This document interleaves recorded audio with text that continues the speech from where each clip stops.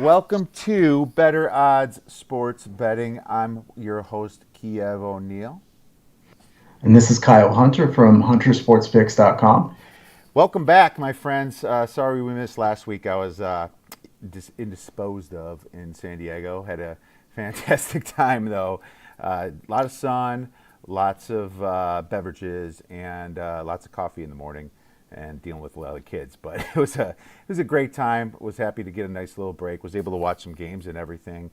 But Kyle and I are back here, and we had a fantastic podcast slash video show the last week. Both of our most likely dogs to win outright won, didn't they, Kyle? Yeah, I think we even had three that we had mentioned that I remember you even said we could parlay some of these together. So I don't know if anybody did that, but that would have been a really big payout. So yeah, we had some really good underdog calls and really in general had some really good thoughts there from the show a couple weeks ago. So hopefully some people were able to make some money. Yeah, absolutely, hopefully. And we have some great games to talk about today. But there is a few weather updates. I believe you'd like to start with that, Kyle?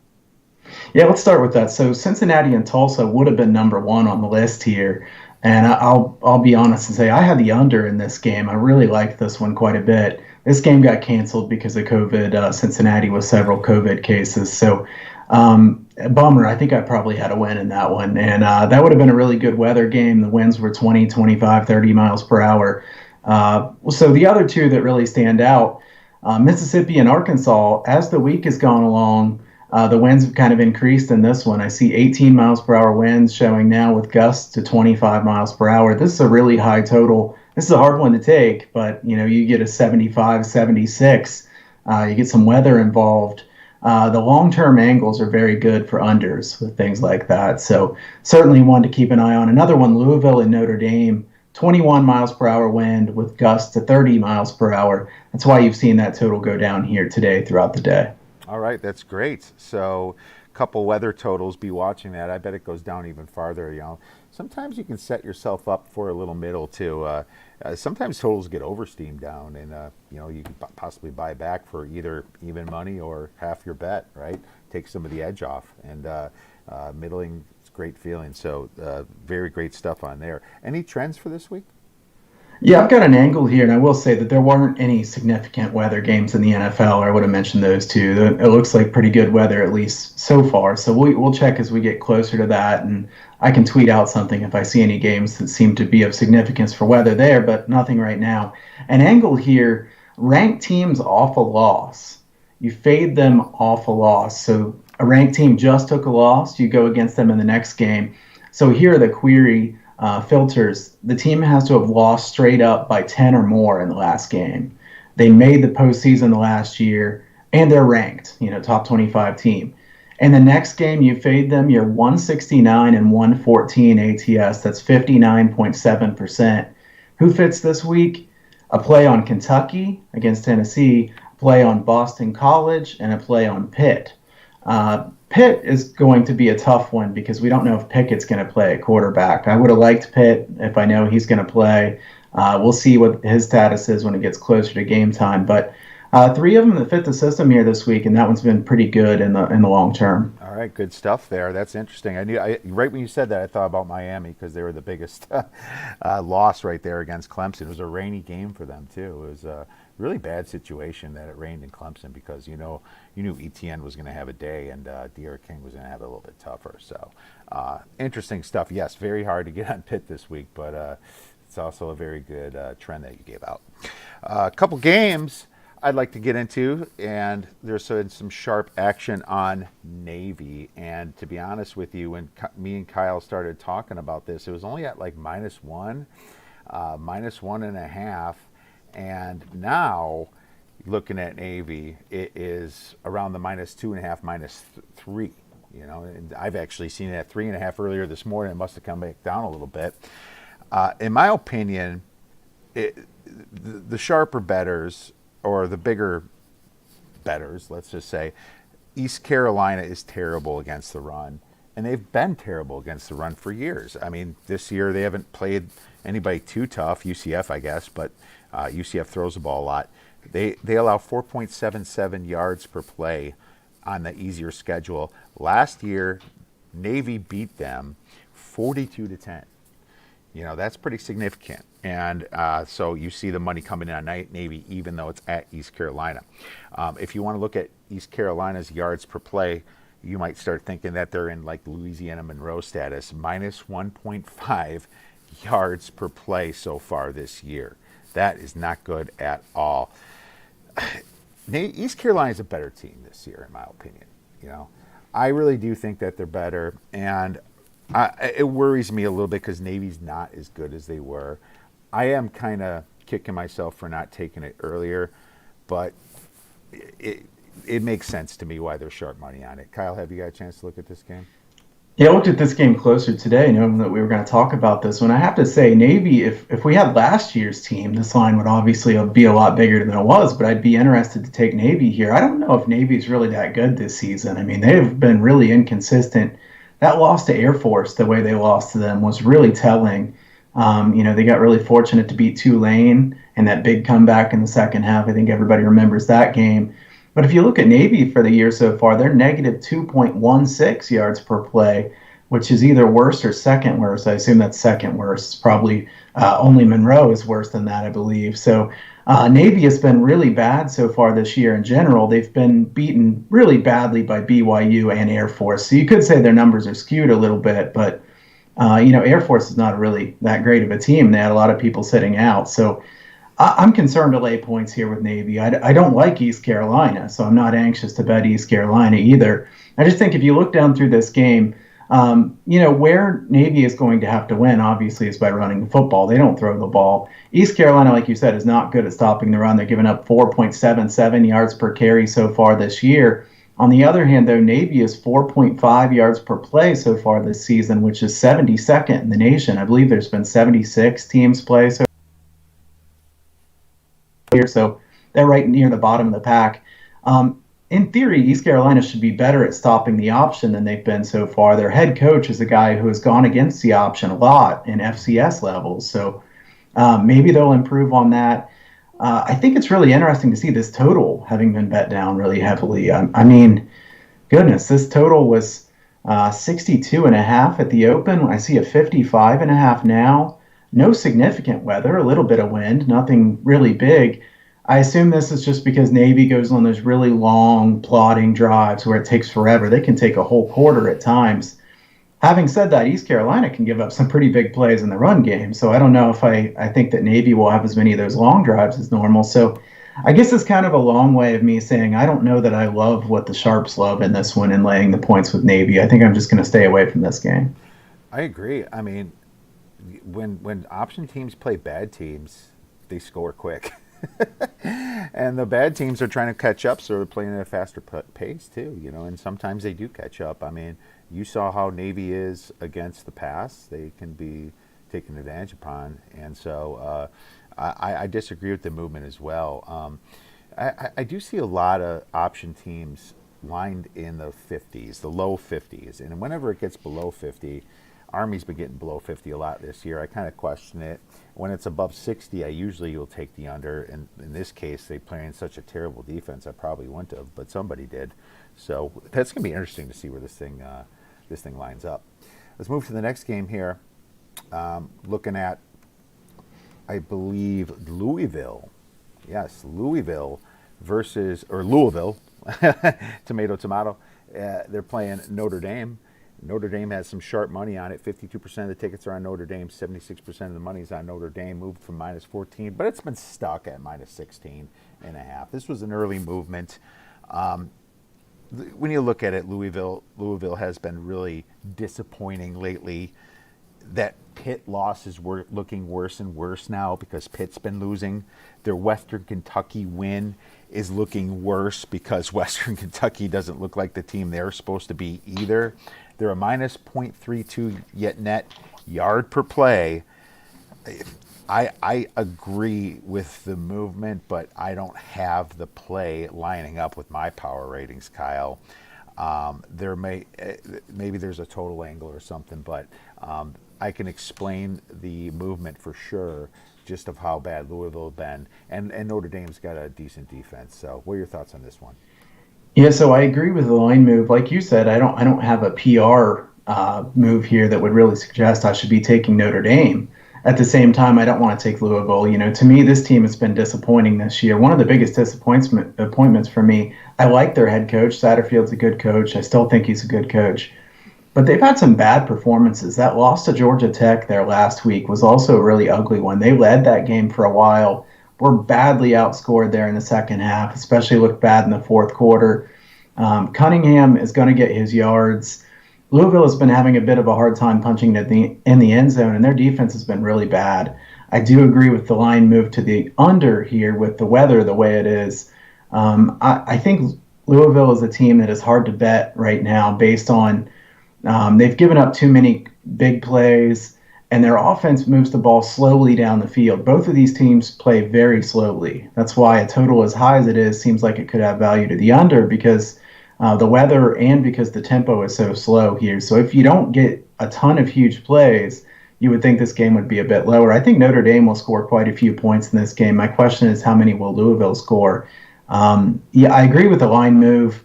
At 16.5 or 17, though, I don't think there's value in it anymore. All right, good stuff there.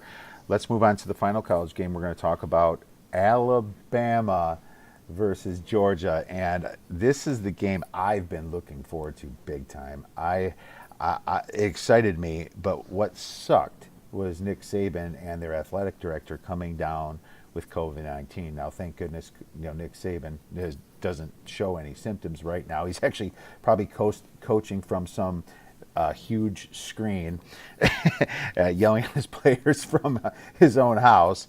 That's got. I want to see a film of their practice. By the way, I want to see how this is done so bad, Kyle.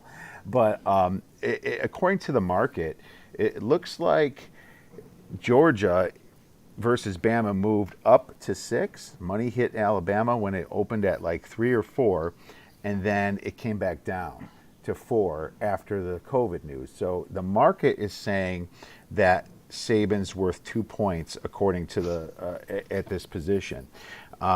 This is a defense versus offense game, Kyle, completely, and that's what excites me. I'm not going to lie. I took Georgia at +6 because I can just see so many ways that this 6 could cover. It could be Georgia leading by 4 points. Bama comes in to score a touchdown to win it at the end. It could be Bama up by 10 points and Georgia gets that beloved garbage touchdown that all those dogs bettors look for so much. It went down to 4. So I'm still going to give this out as my free play at 4, but I'm not as much in love with it. But I'm so excited for this game, and I hope it comes to fruition. I thought that it wouldn't initially when I podcasted. There's a crazy stat, and I just took a shot of it from Chris Felica about Bama. The last 8 times Bama's been favored by less than 7 points. The Tide are 3-5 straight up, lost their last 3, and only 1-7 against the spread. So that makes Georgia an attractive dog. What are your thoughts? Yeah, and I see some 4.5. So if you like Georgia here and you're watching this, you should probably be able to get a 4.5 somewhere if you have several books. So 4 could be a pretty important number in college football. So you definitely want to try to get that 4.5 if you can. I tend to agree that I would lean toward Georgia in this one. Certainly liked it a lot better at 6 than I would at 4.5 or 4. I think the total is really interesting in this game too, because we saw 59, we see it get bet down to 55.5 or 56, and now we see 57. This is a really hard total to bet. I immediately said, there's no way I'm betting this total. I think that, we saw what Bama can do last week against Ole Miss. That was a lot different defense than they're going to be seeing this week against Georgia. If you look at Georgia's defensive numbers so far this year, first against the run, allowing 1.49 yards per carry. So it's going to be strength against strength. We know Bama can run. Mac Brown's a good quarterback too. So, Mac Brown, I said. Mac Jones. Yeah, Mac Brown probably not as good of a quarterback as Mac Jones, I don't think. Mac Brown doing a good job with North Carolina, though. Mac Jones is, that's right, return of the Mac. We need that sound bite, right? Yeah, right. But Mac Jones is good. I think that he is better than most people think he is. The question is the Bama defense actually not very good, or have they just played good offenses so far this year? I think we find out a bit here. Georgia has a strong offensive line. Stetson Bennett's been pretty good at quarterback. I don't know if JT Daniels is going to play in this one or not. Both of these teams have a really high upside. Bama's games have all gone over the total. Georgia, two of them have gone under the total.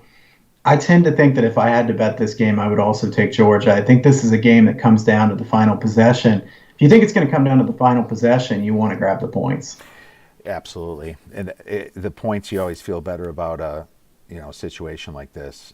There is some sharp money on the over, or more money on the over. There's probably some money that drove it down and then back up. I'm going to lean to the over because I can just see at the very end of this game being the shootout. Maybe you take a second half over on a game like this. I I don't know if Bama's defense is this bad. I thought it'd be much better. But they were at Ole Miss. Lane Kiffin had his team fired up because of all the history there. I assume that Alabama's defense isn't that good, but I also assume that their offense might be the best in town. Okay, Mac Jones is doing a good job, but is he as good as Tua?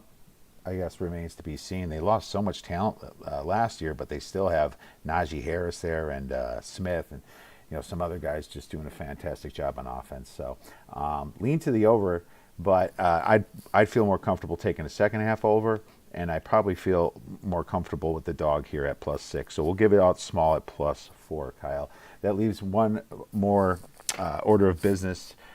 Who is your biggest or best chance of a dog to win outright over 3.5 or over points?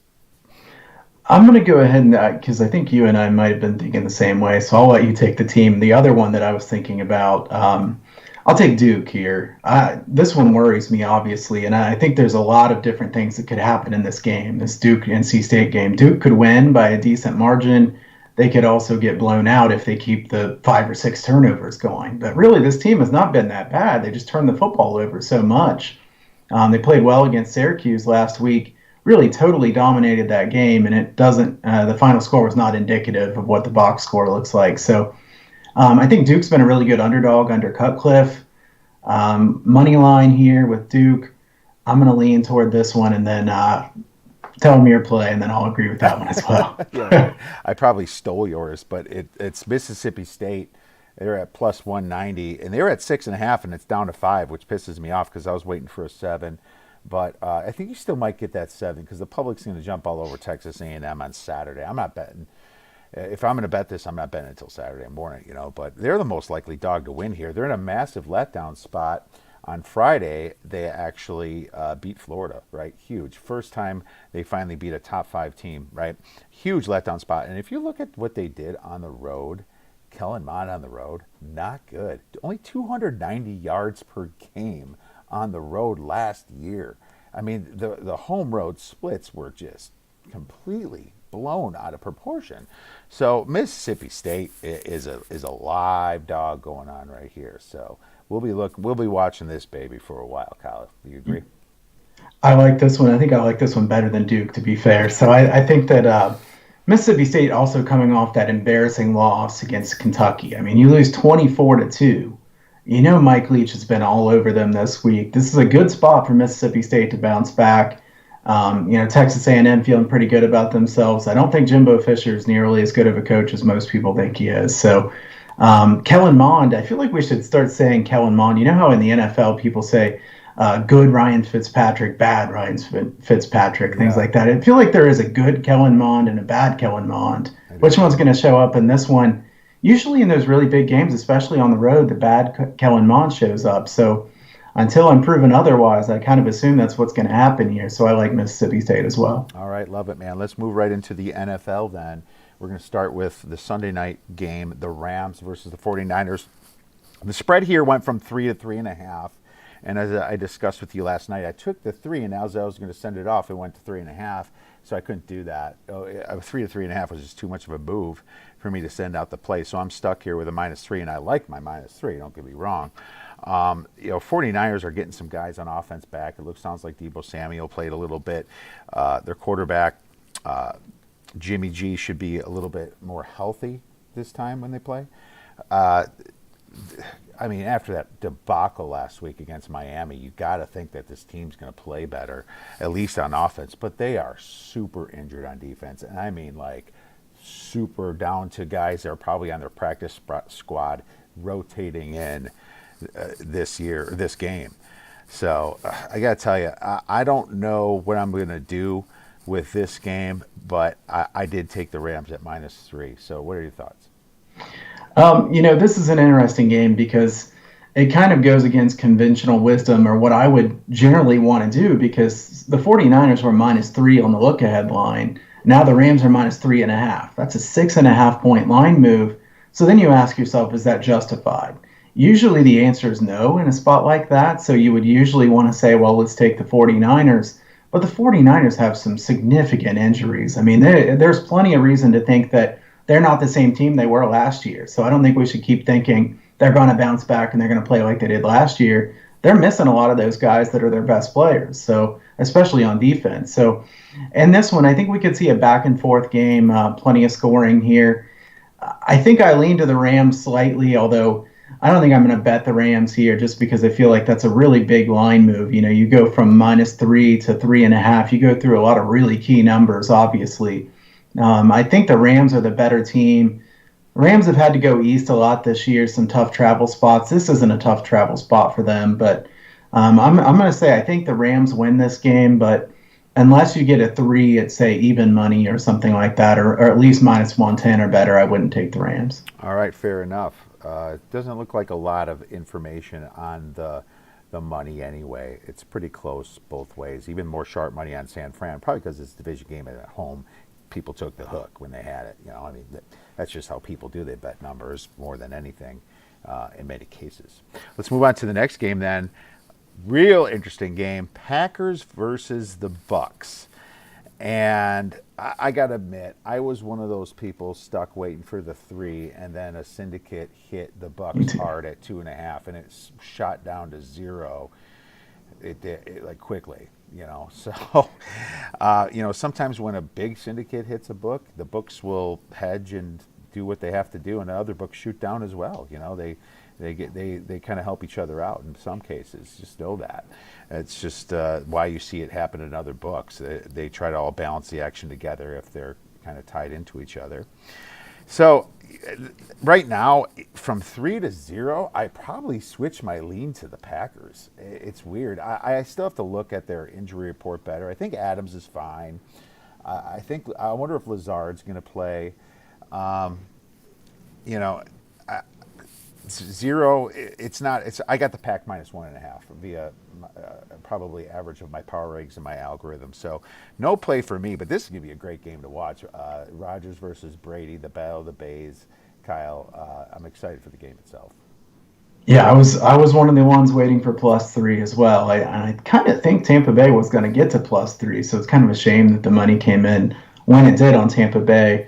As far as this game, I think the question is Green Bay comes in having played their best football, and then they have a break here. So they didn't play.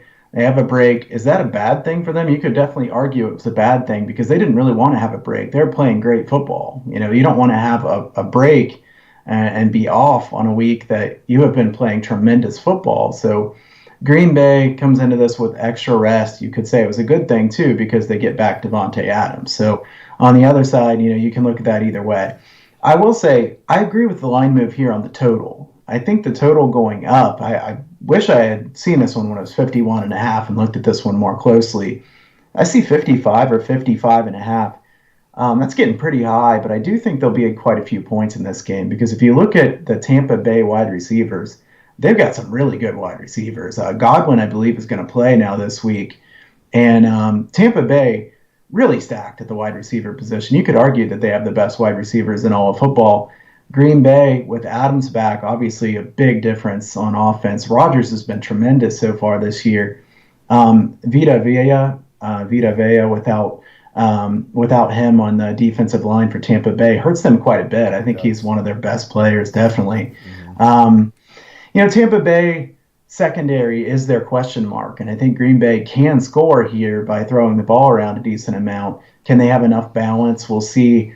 I think the over was a good lean. I still kind of like the over if I had to bet this game, but obviously it's not as good as it was earlier in the week. Yeah, the no Vita Vea was the reason I was waiting for three mostly, and he's such a run clogger. I value him at least a half a point to the power ratings, and I mean, they're going to adjust, and we just got to see what they have now. You know, see how their backups come in and what the rotation looks like, in my opinion. So, I'm glad you brought that up because that was probably one of my biggest concerns coming into this game. But still going to be a great game watching Tom Brady versus Aaron Rodgers. That's going to be very exciting stuff, Kyle.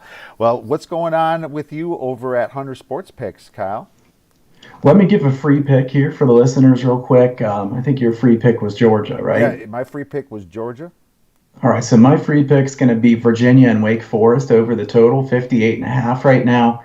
I'll take this over. This one has been bet down, so I'm going to go against the line move. Virginia with a backup quarterback, I don't think it really matters here against this Wake defense. Wake's going to play as fast as they possibly can. You give me that many possessions, a Virginia team that's playing faster than they did last year, Wake, a team that's going to play top five tempo in the country. I'll take over 58.5 here. So Love it. that's my free play for this week.